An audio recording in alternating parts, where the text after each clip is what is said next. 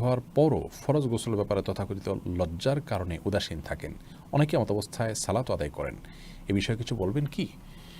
কোনো প্রাপ্তবয়স্ক মানুষের যখন গোসল ফরজ হয় তখন সালাত আদায় করার প্রয়োজনে তার জন্য গোসল করাটা ফরজ, আল্লাহর পক্ষ থেকে নির্দেশিত বিষয়। সে ফরজ লঙ্ঘন করলে তিনি গুনাহগার হন, পাপিষ্ঠ হন, এর জন্য আল্লাহর কাছে তাকে শাস্তির মুখোমুখি হতে হবে।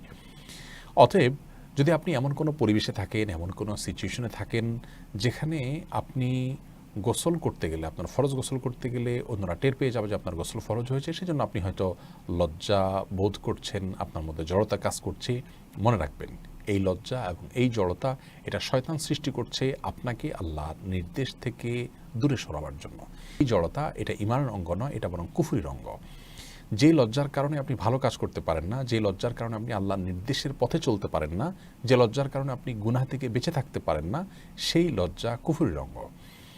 আর পক্ষান্তরে যে লজ্জার কারণে আপনি গুনাহের কাজে যেতে পারেন না, পাপের কাজে যেতে আপনার ভিতরে জড়তা তৈরি হয়, আপনি বিব্রত বোধ করেন, আপনার ভিতরে লজ্জা কাজ করে, তাহলে সেই লজ্জা প্রশংসিত এবং সেটাই ঈমানের। হাদিসে যে লজ্জাকে ঈমানের বলা হয়েছে সেটা হলো এই লজ্জা। অতএব এখানে লজ্জা এটা শয়তান আমাদের ভিতরে সৃষ্টি করে লজ্জাশীলতাটাকে, বিধায়টাকে আমাদের জয় করতে হবে।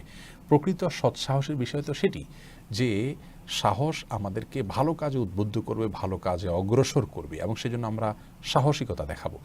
এখানে আপনাকে জয় করতে হবে আপনার জড়তাকে এবং এই শয়তানি বা কুফুরির অঙ্গ যে লজ্জা সেটিকে।